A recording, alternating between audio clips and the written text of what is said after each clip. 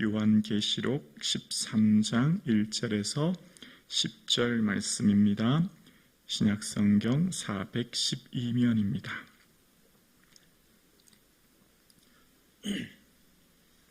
함께 고백드리겠습니다. 내가 보니 바다에서 한 짐승이 나오는데 뿔이 10이요 머리가 7이라. 그 뿔에는 10왕관이 있고 그 머리들에는 신성모독하는 이름을 이들이 있더라. 내가 본 짐승은 표범과 비슷하고 그 발은 곰의 발과 같고 그 입은 사자의 입 같은데 용이 자기의 능력과 보좌와 큰 권세를 그에게 주었더라. 그의 머리 하나가 상하여 죽게 된 것 같더니 그 죽게 된 상처가 나음에 온 땅이 놀랍게 여겨 짐승을 따르고 용이 짐승에게 권세를 주므로 용에게 경배하며 짐승에게 경배하여 이르되 누가 이 짐승과 같으냐 누가 능히 이와 더불어 싸우리오 하더라. 또 짐승이 과장되고 신성모독을 말하는 입을 받고 또 42달 동안 일할 권세를 받으니라. 짐승이 입을 벌려 하나님을 향하여 비방하되 그의 이름과 그의 장막 곧 하늘에 사는 자들을 비방하더라. 또 권세를 받아 성도들과 싸워 이기게 되고 각 족속과 방언과 백성과 나라를 다스리는 권세를 받으니 죽임을 당한 어린 양의 생명책에 창세 이후로 이름이 기록되지 못하고 이 땅에 사는 자들은 다 그 짐승에게 경배하리라. 누구든지 귀가 있거든 들을지어다. 사로잡혀 자는 사로잡혀 갈 것이요 칼에 죽을 자는 마땅히 칼에 죽을 것이니 성도들의 인내와 믿음이 여기 있느니라. 아멘. 말씀을 통하여 하나님의 마음과 그 뜻을 헤아리는 이 아침 되기를 주님의 이름으로 축복합니다. 아멘. 오늘 말씀을 통해서 오늘 이 시대를 분별하고 또 이 시대를 해석할 수 있는 믿음의 눈에 있기를 주님의 이름으로 축복합니다. 아멘. 요한계시록 여러 말씀 중에 특별히 현재 박해받고 있는 성도들, 그러니까 요한과 초대교회들의 삶의 상황 가운데 현재 어려움 가운데 있는 성도들에게 하시는 하나님의 말씀이 두 부분에 기록되어 있는데요. 다른 부분들은 많은 부분 미래에 최후 있어질 종말 심판에 대한 상징으로서의 말씀이라면 오늘 본문인 이 10장부터 14장까지 5장의 내용은 현재 고난받고 박해받는 성도들에 대한 이야기를 하고 있는 겁니다. 이전에 2장과 3장에서 앞부분에 7교회에 대해서 편지할 때는 그 당시에 그 부분과 그러니까 2장, 3장 내용도 역시 7교회를 향해 편지하는 상황도 박해와 어려움 가운데 있는 성도들을 향해 권면과 위로의 말씀이 기록되어 있고요. 그것은 누구든지 그 편지를 읽는 사람은 이해할 수 있도록 문자적으로 언어적으로 기록되었다면 오늘 본문이 기록되어 있던 이 10장부터 14장까지는 언어를 넘는 상징과 환상의 내용으로 기록되어 있습니다. 그래서 특별히 이 10장부터 14장까지 말씀은 현재 일어나고 있는 이 어려운 상황의 그 배후를 좀 더 심층적으로 살펴보고 알 수 있도록 그리고 깨닫기 위해서 이 본문을 통해서 이야기하고 있는 것을 봅니다. 그래서 오늘 본문에 먼저 1절입니다. 내가 보니 바다에서 한 짐승이 나오는데 라고 시작하고 있습니다. 오늘 본문 1절에 바다에서 한 짐승이 나온다 라고 하는 것은 이전에 12장 17절의 내용에 보면 용이 여자에게 분노하여 돌아가서 그 여자의 남은 자손 곧 하나님의 계명을 지키며 예수의 증거를 가진 자들과 더불어 싸우려고 바다 모래 위에 서 있더라 라는 말씀에 이어서 지금 기록되어 있죠. 자, 그래서 지난 시간을 잠깐 함께 생각해 보면 용은 뭐라고 했죠? 용은 곧 옛뱀, 곧 마귀라고도 한다라고 하는 12장 9절 말씀처럼 이 세상의 용, 그러니까 사단은 성도들 향해 고난과 어려움을 주는, 그러니까 여기 본문에 등장하는 여자는 초대교회라고 말씀드렸지요. 이 초대교회의 성도들을 용이 힘들게 하고 어렵게 하고 박해하는 상황 가운데 있지만, 그러나 어떻게 해요? 하나님이 붙들고 계시고 지키고 계시고 인도하고 계시므로 하나님께서 큰 독수리 날개를 받아서, 또 뱀이 물을 토해내지만 땅이 여자를 도와서 그 강물을 삼킴으로 하나님께서 친히 그 교회를 지키고 계시고 보호하고 계시고 인도하고 계신 상황을 말씀하고 계신 것이죠. 그래서 지난 시간 용이 여자에게 분노하고 돌아가서 그의 여자에게 남은 자손은 이 교회 성도들입니다. 그러니까 박해와 어려움 가운데 있는 성도들, 어떤 성도들이죠? 지난 시간 12장 17절에 보면 하나님의 계명을 지키고 예수의 증거를 가진 자들, 하나님 말씀을 지키고 예수 그리스도의 증거를 가진 그 성도들을 싸우려고, 그러니까 지금 계속해서 사단은 어렵게 하고 힘들게 하는 상황을 이야기하는 거죠. 그러면서 이어서 오늘 본문을 이야기하는 거예요. 내가 보니 바다에서 한 짐승이 나오는데, 자, 여기 짐승은 로마 제국을 말하는 것입니다. 지금 초대교회를 박해하고 어렵게 하는 로마 제국이에요. 자, 그래서 다시 볼게요. 1절이요. 내가 보니 바다에서 한 짐승이 나오는데 뿔이 10이요 머리가 7이라. 그 뿔에는 10 왕관이 있고 그 머리에는 신성모독을 하는 이름이 있더라. 하나님을 모독하고 하나님을 믿지 못하게 해방하는 그런 짐승이 있는데, 짐승의 모습이 어떠냐면 2절에 나오는데요. 2절에 내가 본 짐승은 표범과 비슷하고 그 발은 곰의 발과 같고 그 입은 사자의 입과 같은데 용이 자기의 능력과 보좌와 큰 권세를 그에게 주었더라. 사단이 그 짐승에게 권세를 주었다는 겁니다. 자, 오늘 본문을 이해하려면 다니엘서 7장 2절에서 이하, 2절에서 한 8절까지의 내용을 배경으로 이제 오늘 본문이 해석되는 겁니다. 그러니까 지금 다니엘서 7장 뒤에 이하의 내용을 이 초대교회 성도들은 이미 구약 성경이 있었기 때문에 잘 알고 있었죠. 다니엘서 7장 2절 이하에 보면 그런 말씀이 나오는데요. 다니엘의 환상에 대한 내용은 7장부터 나오거든요. 그때 다니엘이 환상을 보는데 네 짐승이 바다에서 올라오는데요. 첫째는 사자, 둘째는 곰, 셋째는 표범, 넷째는 10뿔을 가진 짐승이 바다에서 올라옵니다. 이제 그 환상을 배경으로 오늘 이야기하는 겁니다. 그래서 다니엘 시대의 사자는 앞으로 있어질 세상 권세를 잡을 바벨론에 대해서, 또 곰은 메대에 대해서, 표범 앞으로 있어질 페르시아에 대해서, 10뿔 짐승은 헬라에 대해서, 그러니까 이 다니엘 시대 이후에 일어날 강대국들 바벨론, 메대, 페르시아, 헬라 제국에 대한 있어질 예언의 환상의 말씀이었지요. 그런데 오늘 본문에는 표범, 곰, 사자라고 하는 이런 모습들이 하나로 합쳐집니다. 하나의 모습으로 등장하지요. 그러니까 지금 오늘 본문에 등장하는 짐승은 로마인데, 로마는 네 제국을 합친 것보다 가장 포악하고 가장 잔인한 그런 국가로서 지금 사단에게 그 권세를 받아서 성도들을 괴롭히는 모습이 오늘 본문에 등장합니다. 그래서 오늘 본문의 모습에 4절의 내용을 볼까요? 4절에 보면 용이 짐승에게 권세를 주므로 용에게 경배하며 짐승에게 경배하여 이르되 누가 이 짐승과 같으냐, 누가 능히 이와 더불어 싸우리오 하더라.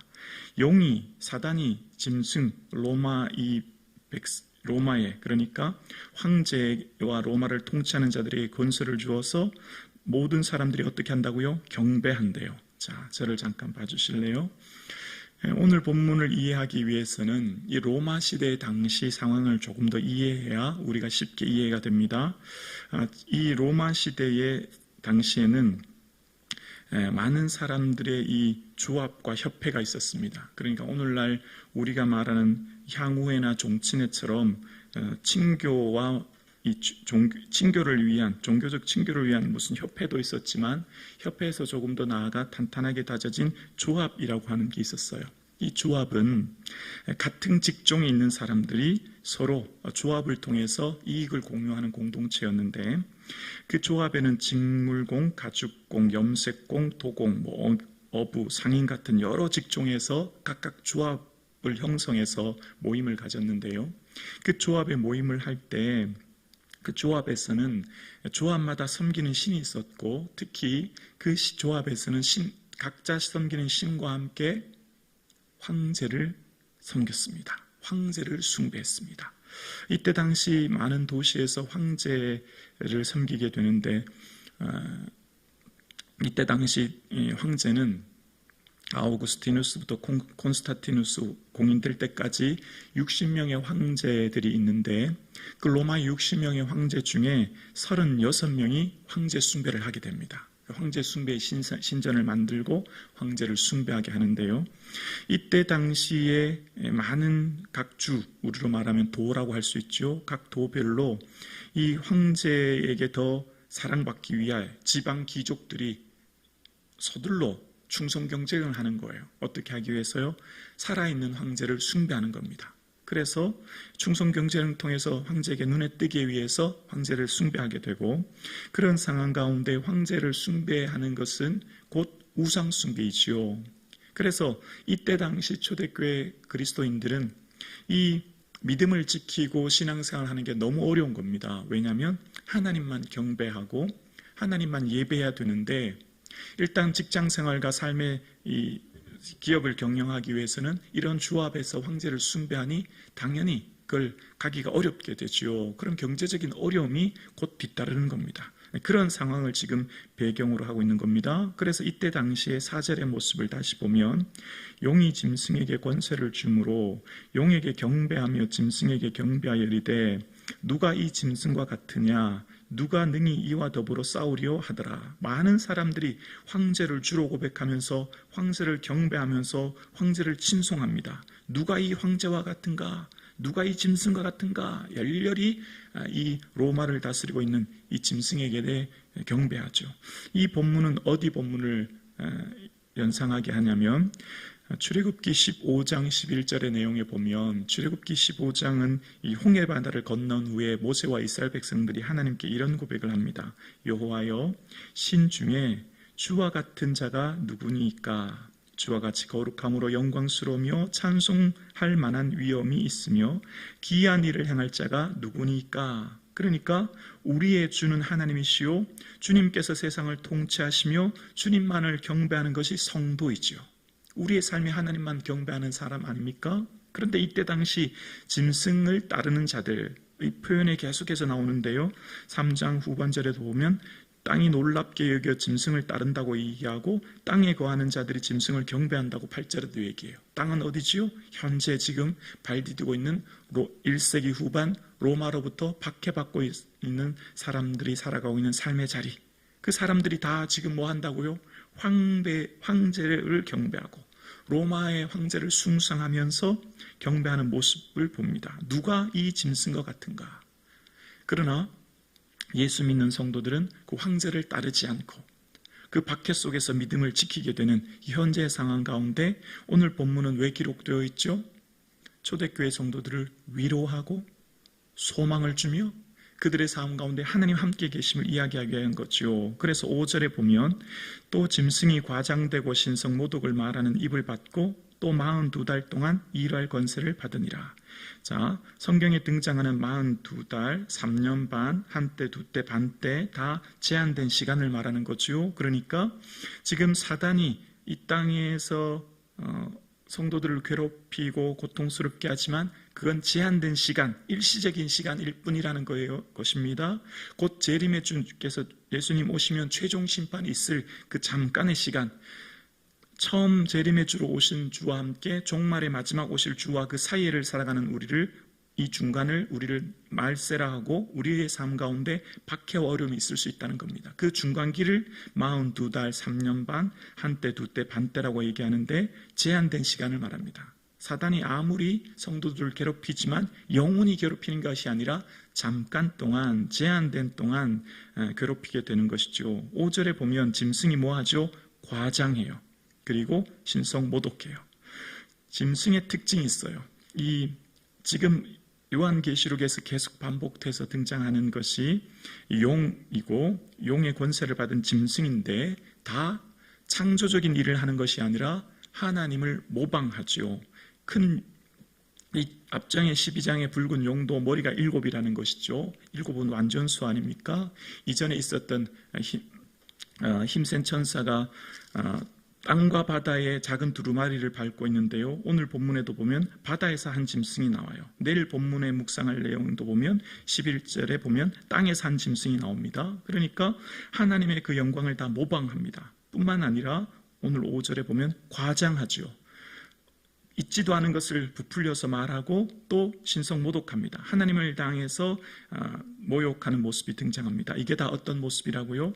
짐승, 즉 이 세상의 사단의 권세를 위임받은 이 로마 제국의 모습들을 빗대어서 이야기하는 겁니다. 어쩌면 오늘 살아가는 우리의 삶도 마찬가지 아닙니까? 여러분, 교회를 제일 많이 비방하는 사람이 누군지 아세요? 교회를 오래 다녔던 사람입니다. 알고 보면 다 중직자 자녀들이에요. 아시죠? 교회에 대해서 댓글을 달고 교회에 대해서 비난을 가장 많이 하는 사람이요, 교회를 제일 잘 아는 사람입니다. 지금 오늘 본문에도 보면 이 짐승이 과장되고 모독하는 말을 해서 하나님의 성도들을 고통스럽게 하죠. 이 시대, 오늘 살아가는 저와 여러분의 삶의 시대에 믿음을 지키고 주를 따라가는 이 삶에 우리의 믿음을 지키기가 참 어렵습니다. 왜 그럴까요? 나는 예수 믿습니다 라고 하면서 신앙생활하면서 직장에서 또 기업을 경영하는 것이 얼마나 어려운지 몰라요. 그런 상황 가운데 그러나 이런 삶을 살아가는 성도들의 삶에 오늘 본문을 통해 주님께서 말씀하시는 것은 그럼에도 불구하고 하나님께서 지키고 계시고 붙들고 계시고 함께하고 계신다, 그 얘기를 하고 계신 거죠. 1세기 후반의 그리스도인들이나 오늘 이 21세기 저와 여러분의 삶에도 믿음을 지키는 것 여전히 어렵고 삶의 고난과 박해가 있을 수 있지만, 그러나 우리의 삶 가운데 끝끝내 이 믿음을 지킬 때 하나님의 주실 최후의 영광이 기다리고 있으며, 어떠한 고난 가운데서도 누가 지키신다고요? 하나님이 지키고 계신다, 우리를 붙들고 계신다, 우리와 함께하고 계신다, 그 얘기를 하시는 겁니다. 그래서 오늘 본문 10절에 볼까요? 사로잡힐 자는 사로잡혀 갈 것이요 칼에 죽을 자는 마땅히 칼에 죽을 것이니 성도들의 인내와 믿음이 여기 있느니라. 박해로 인하여서 심지어 순교까지 당하는 어려움을 당하지만, 그러나 성도들의 믿음이 여기 있음을 이야기합니다. 믿음을 지키는 최후의 성도들의 삶에 결국 하나님의 주실 그 영광을 이야기하고 있는 것을 봅니다.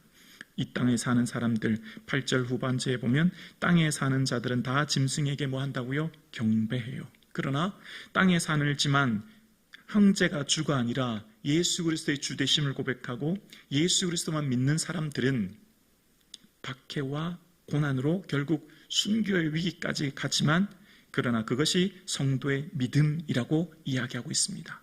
오늘 예배 드리시는 저와 여러분의 삶 가운데 이 믿음이 하나님께서 저와 여러분의 삶을 붙들고 계시고 지키고 계심을 믿는 이 아침 되기를 주님의 이름으로 축원합니다.